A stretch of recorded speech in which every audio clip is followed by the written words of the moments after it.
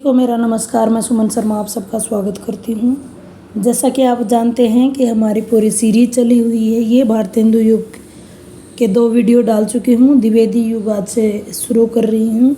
उम्मीद करूँगी कि आज ज़्यादा से ज़्यादा आपको करवा पाऊँ, क्योंकि कल यानी आज या कल में MDU का एंट्रेंस है हिंदी का, और 29 तारीख को CBLU का है, और साथ साथ नेट की परीक्षा आपके नज़दीक आ रही है। तो आपके रिवीजन में ये कुछ न कुछ आपकी मदद करे। आधुनिक हिंदी साहित्य के दूसरे काल द्विवेदी युग की समय सीमा हमने बतानी है। तो इसका सही आंसर आप लोग बताइएगा। 1900 ईस्वी से लेकर 1920 तक, और इसमें 1900 में सरस्वती पत्रिका आई थी, जिससे 1903 से लेकर 1920 तक महावीर प्रसाद द्विवेदी जी ने इसको संभाला था, और बहुत अच्छा कार्य उन्होंने किया था। उन्हीं के नाम पर यह द्विवेदी युग नाम इस समय सीमा का पड़ा है। अगला प्रश्न इसी तरह से ही, द्विवेदी का नामकरण किस साहित्यकार के नाम पर पड़ा है? तो ये सही आंसर आप बता पाएंगे, महावीर प्रसाद द्विवेदी। महावीर प्रसाद द्विवेदी साहित्य परिदृश्य बदलने वाली किस पत्रिका के संपादक थे? ये भी मैं बता चुकी हूँ, और कब से कब बने थे वो भी बता चुकी हूँ। सरस्वती पत्रिका। सरस्वती पत्रिका का संपादन उन्होंने कब संभाला? ये भी आंसर आप दे पाएंगे 1903 में। भाषिक शुद्धता, मर्यादाबद्ध नैतिकता और नवजागरणकालीन सुधारवादी दृष्टिकोण से संपन्न साहित्य किस युग का है? तो ये द्विवेदी युग का है। यानी भाषिक शुद्धता है इसके अंदर, मर्यादाबद्ध नैतिकता है, उन्हें पता है कि उनकी बाउंडेशन क्या है, बहुत ही सुधार उसमें करने की कोशिश की गई है। सुधारवादी दृष्टिकोण इस समय का है। ये 3 मुख्य विशेषताएं बता दी हैं द्विवेदी युग की। अगला प्रश्न, द्विवेदी युग में कविता में नारी के प्रति दया का भाव तो है ही, यथोचित कविताओं में विधवा को खाना कपड़ा दिलाने का आग्रह भी अधिक है, इसलिए विधवा विवाह को भी अवश्य ठहराया गया है। द्विवेदी युग का यह एक काव्य जिसमें अनाथालय प्रतीत होता है, जिसमें नारी को आश्रय देने के साथ ही बंदनी भी बना दिया गया है।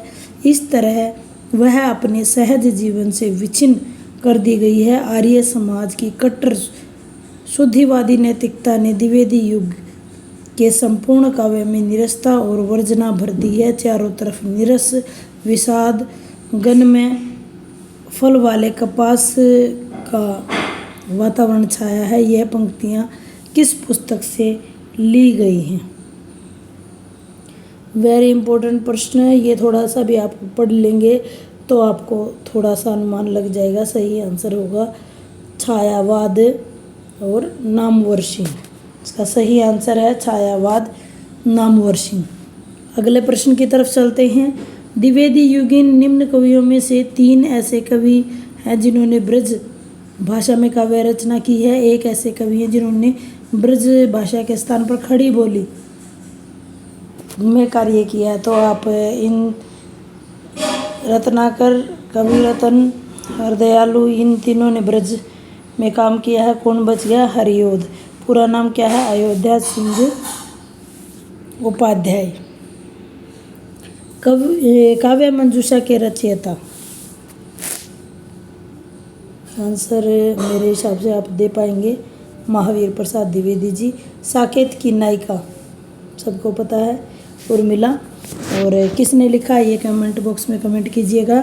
उमर खयाम के रुबाइयों का अनुवादक हैं, किसने की हैं, किसने अनुवाद किया है?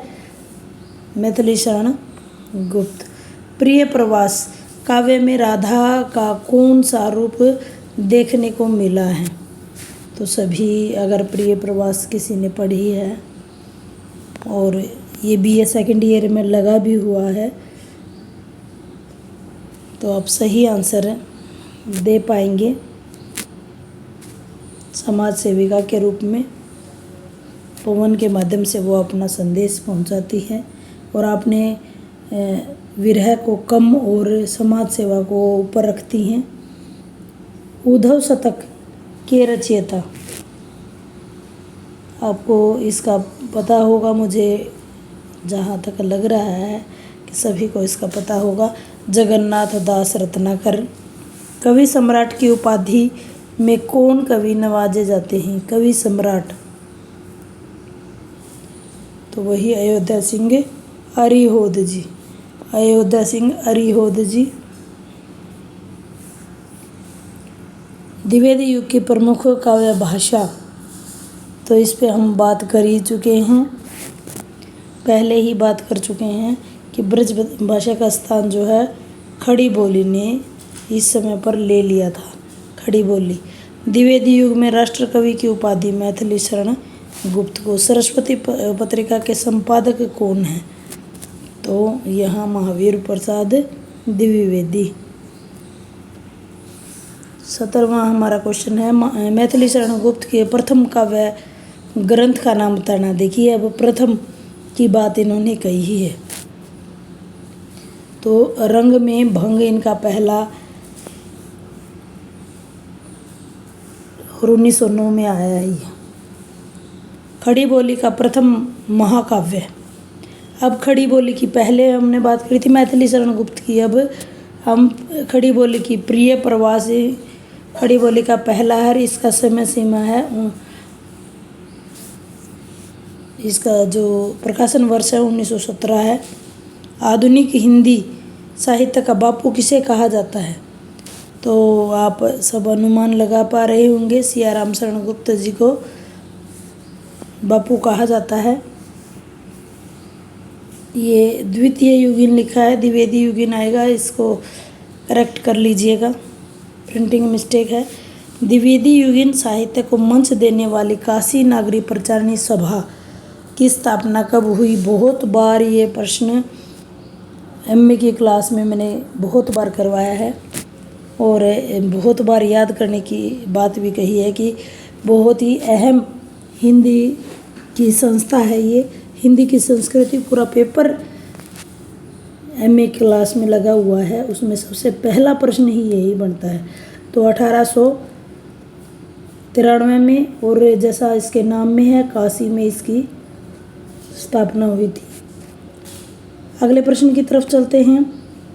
लोकगीत परंपरा की लोकप्रिय रचना झांसी की रानी किसकी है? तो सभी जानते हैं, झांसी की रानी सुभद्रा कुमार चौहान ने लिखी है।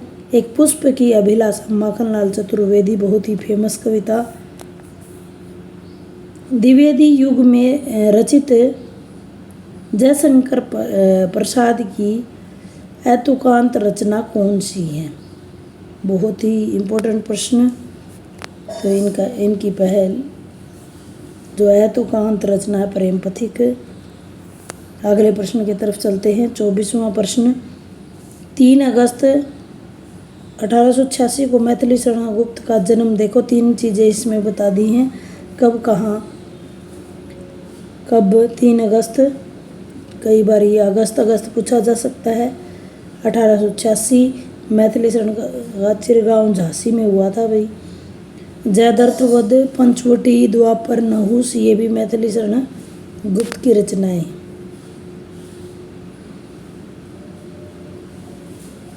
अगले प्रश्न की तरफ। मिलन पथिक स्वपन राम नरेश त्रिपाठी जी की रचनाएं हैं। अगला प्रश्न।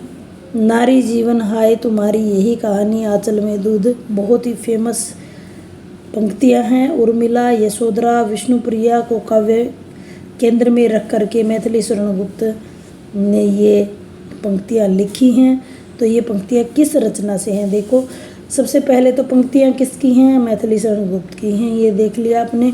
उनकी नारी भावना इसमें उभर कर सामने आती है। जिन पात्रों के बारे में किसी भी कवि ने बात नहीं की, उन्होंने ऐसे पात्रों को उठाया है। तो ये पंक्तियां किस से ली गई हैं? आप को अगर अनुमान हो तो ये यशोधरा से ली गई पंक्तियां हैं। सरस्वती पत्रिका कहाँ से निकलती थी? वेरी इंपॉर्टेंट प्रश्न, और सभी को पता ही होना चाहिए। तो ये काशी से, पहले भी हम जिक्र कर चुके हैं। द्विवेदी युग में अतिशयोक्तिपूर्ण कविता किस कवि ने लिखी है? अतिशयोक्ति यानी बढ़ा चढ़ाकर बताने वाली कविताएं, तो श्रीधर पाठक ने। और ये प्रकृति वर्णन लिखने में भी इनका नाम है। द्वापर के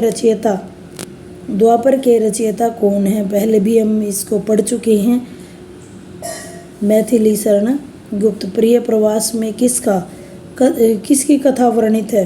तो रामकृष्ण। ये प्रिय प्रवास पता ही है आपको,